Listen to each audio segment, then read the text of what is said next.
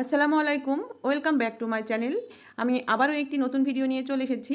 আজকের ভিডিওটি কিন্তু খুবই গুরুত্বপূর্ণ। ম্যাট্রেস, তোশক, জাজিম, বালিশ এগুলো কিন্তু আমরা কাচা ধোয়া করতে পারি না। প্রথমে যেভাবে কেনা হয় সেভাবেই কিন্তু আমরা সারা জীবন ব্যবহার করে থাকি।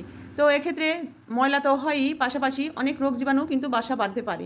কেননা যাদের বাসায় ছোট বাচ্চা আছে তারা পেশাব করে, বমি করে, সেক্ষেত্রে বেডশিট তো ভিজে, পাশাপাশি কিন্তু তোশক জাজিমেও এটা পড়ে। আবার বিভিন্ন কারণে কিন্তু ময়লা হয়ে যায়, রোগ জীবাণু এখানে বাসা বাঁধতে পারে। তাই আজকে আমি জাজিম, তোশক, ম্যাট্রেস, বালিশ পরিষ্কার করার একটি টিপস দিব, যা কিনা আপনাদের খুবই কাজে দিবে। আর বিশেষ করে যাদের বাসায় বাচ্চা আছে তারা কিন্তু অবশ্যই এই টিপসটি ফলো করবেন এবং আপনাদের জাজিম, বালিশ, তোশক আপনারা পরিষ্কার পরিচ্ছন্ন রাখতে পারবেন। আর বালিশে আমরা যে মাথা দিয়ে ঘুমাই সেক্ষেত্রে কিন্তু বালিশটাও নোংরা হয়। তো উপরের কাভার কেচে দিলেও কিন্তু বালিশের ভেতরের কাভারটা আমরা কাচতে পারি না। তার জন্য আজকের এই টিপসটি। প্রথমে আমি এখানে একটি বোলে পানি নিয়েছি, প্রায় 2 লিটার মতো। আর পানিটা কিন্তু ঠান্ডা পানি। আপনারা চাইলে কিন্তু এখানে উষ্ণ গরম পানিও ব্যবহার করতে পারেন। এখানে 2 লিটার পানির ভিতরে আমি দিয়ে দিব শ্যাম্পু। আপনাদের বাসায় যে শ্যাম্পুটা আছে আপনারা সেই শ্যাম্পুটাই ব্যবহার করবেন, কোনো সমস্যা নেই। আবার যদি আপনারা মনে করেন বাহির থেকে পাতা শ্যাম্পু কিনে এনে ব্যবহার করবেন, তাতেও কোনো সমস্যা নেই। এখানে নির্দিষ্ট কোনো শ্যাম্পু নেই, যেটা দিবেন সেটাই হবে। এখন আমি এখানে কিছুটা শ্যাম্পু দিয়ে দিলাম। দেওয়ার পরে আমি শ্যাম্পুটা পানির সঙ্গে ভালো করে মিশিয়ে নিচ্ছি। আর আজকের এই টিপসটা যে কতটা কার্যকরী আপনারা যখন বাসায় ট্রাই করবেন তখনই বুঝতে পারবেন। কেননা দেখা যায় আমরা জাজিম, তোশক এগুলো বানানোর পর আর কিন্তু ধুই না, সারা জীবন এভাবেই চলে। সেক্ষেত্রে ময়লা তো হয়, পাশাপাশি রোগ জীবাণু, ব্যাকটেরিয়া কিন্তু সবই জন্ম নেয়। এখন আমি এর ভিতরে দিয়ে দিব লেবু। এখন যেহেতু লেবুর সিজন, লেবুর অভাব নেই, তাই এখানে আমি 3টা বড় সাইজের লেবু নিয়ে নিয়েছি।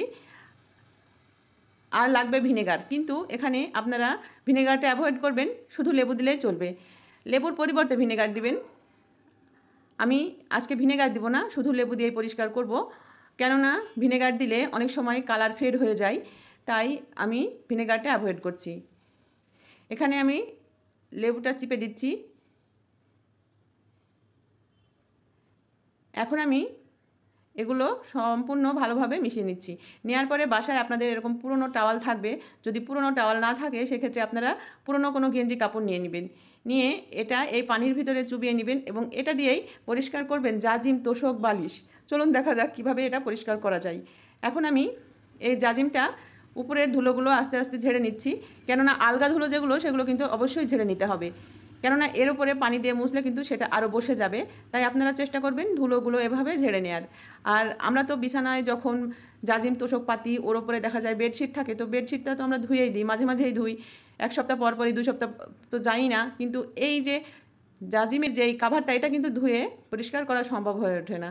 তো বন্ধুরা, আমি আজকে কিভাবে পরিষ্কার করছি মনোযোগ সহকারে দেখবেন। এখন আমি 2 পাটি এভাবে ঝেড়ে নেওয়ার পরে এই টাওয়ালটা এই পানির ভিতরে ভিজিয়ে নিয়ে আমি ভালো করে এই জাজিমটা মুছবো। তবে মোছার সময় অবশ্যই আপনারা একটু চেপে চেপে মুছবেন, তাহলে ময়লাগুলো কিন্তু খুব সহজে উঠে আসবে। তো বন্ধুরা দেখতে পাচ্ছেন আমি অনেকটা চেপে চেপে মুছছি, তাহলে কিন্তু ধুলোবালি ময়লাগুলো উঠে আসছে। আবার বাচ্চারা যেখানে যেখানে পেশাব করে বা বমি করে বা বিভিন্ন কারণে যেসব জায়গাগুলো ময়লা হয়ে থাকে সেগুলো একটু বেশি করে ঘষে দিবেন। দেখবেন যে সেই ময়লাগুলো কিন্তু চটজলদি উঠে যাবে। আর আপনার জাজিমের এই কাপড়টা একেবারে চকচকা ঝকঝকা হয়ে যাবে, মনে হবে যেই দিন নতুন বানিয়েছেন সেই দিনের মতোই। তো বন্ধুরা দেখতে পাচ্ছেন আমি পুরো জাজিমটা কিন্তু এইভাবে ঘষে পরিষ্কার করে নিচ্ছি। এখন একটা জাজিম পরিষ্কার করতে কিন্তু বেশি টাইম লাগবে না। এভাবে যদি আপনারা এক পার্ট পরিষ্কার করে নেওয়ার পরে এই পার্ট উল্টিয়ে ওই পার্ট পরিষ্কার করেন, দেখবেন খুব সহজে কিন্তু পরিষ্কার করে নিতে পারবেন। এটা পরিষ্কার করার সময় আপনারা চেষ্টা করবেন ফ্লোরে পেতে নেওয়ার। আর যদি তা সম্ভব না হয় সেক্ষেত্রে আমার মতো বিছানায় পাতা অবস্থাতেই এভাবে পরিষ্কার করবেন, আর একটু চেপে চেপে পরিষ্কার করবেন, দেখবেন কেমন পরিষ্কার হয়। এখন আবারও একটি কথা বলে রাখছি, সেটা হচ্ছে যে এখানে মোটা মোটা সেলাই থাকে, সেলাইয়ের গোড়ায় দেখবেন অনেকটা ধুলোবালি আটকে থাকে। তো সেই ধুলোবালিগুলো যেন পরিষ্কার হয় সেদিকে খেয়াল রাখবেন। এই সেলাইয়ের যে অংশগুলো সেখানে একটু চেপে চেপে ধরলেই কিন্তু সেলাইয়ের গোড়ায় যে ধুলোগুলো আছে সেগুলোও কিন্তু উঠে আসবে।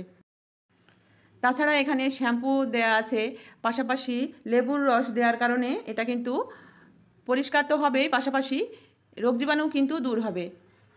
আর লেবুর রস কতটা ক্লিন করে আপনারা কিন্তু কম বেশি সবাই জানেন। তো আমি আবারও পানিতে ধুয়ে নিয়ে আবারও এভাবে পরিষ্কার করে নিচ্ছি। এভাবে আপনারা 2 পাটি পরিষ্কার করে নেবেন। এখন কিছু কিছু বালিশ আছে দেখা যায় ওয়াশ করা যায়, তো যেগুলো ফোমের বালিশ সেগুলো কিন্তু ওয়াশ করা যায়, আর যেগুলো নর্মাল সেগুলো কিন্তু ওয়াশ করা যায় না। সেক্ষেত্রে আপনারা এভাবে পরিষ্কার করে নেবেন। আর ফোমের বালিশও কিন্তু খুব বেশি ওয়াশ করলেও কিন্তু সেটা নষ্ট হয়ে যায়। তাই আপনারা মাঝে মাঝে বা 2 মাস পরেও যদি একবার এভাবে পরিষ্কার করেন, দেখবেন কতটা পরিষ্কার থাকে এবং স্বাস্থ্যসম্মত থাকে। এতে করে বাচ্চাদের কিন্তু অসুখ বিসুখও হওয়ার সম্ভাবনা থাকে না।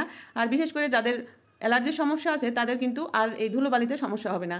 আর এই সকল বালিশগুলো যখন আমরা তেল ব্যবহার করি মাথায় বা অন্যান্য কিছু ব্যবহার করে ঘুমাই, তখন কিন্তু তেল চিটচিটে একটা ভাব হয়ে যায়। এই তেল চিটচিটে ভাবও কিন্তু চলে যাবে খুব সহজেই। এভাবে ভালো করে পরিষ্কার করে নিয়ে অবশ্যই এই টাওয়ালটা আবার পরিষ্কার পানি দিয়ে ধুয়ে নেবেন। দেখুন বন্ধুরা, অনেকটা ময়লা কিন্তু বের হয়েছে। এখন আমি এই টাওয়ালটা আবার পরিষ্কার পানি দিয়ে ধুয়ে নিয়ে আর একবার মুছে নিব। তো এবার আমি আরেকবার মুছে নিচ্ছি। এভাবে মুছে নেওয়ার পরে এটা রোদে দেওয়ার চেষ্টা করবেন। রোদে দিলে কিন্তু খুব ভালো হবে, একেবারে নতুনের মতো হয়ে যাবে, রোগ জীবাণু দূর হবে, পাশাপাশি এটা কিন্তু একেবারে চকচকা ঝকঝকা হয়ে যাবে। আর যদি রোদের কোনো ব্যবস্থা না থাকে তাহলে ফ্যান ছেড়ে দিবেন এবং এপাশ ওপাশ ভালো করে শুকিয়ে নেবেন। তো এভাবে আমি আবার পরিষ্কার সেই টাওয়ালটা দিয়ে মুছে নিচ্ছি বালিশ এবং জাজিম সব কিছুই। তো আশা করছি বন্ধুরা আজকের ভিডিওটি আপনাদের অনেক ভালো লেগেছে।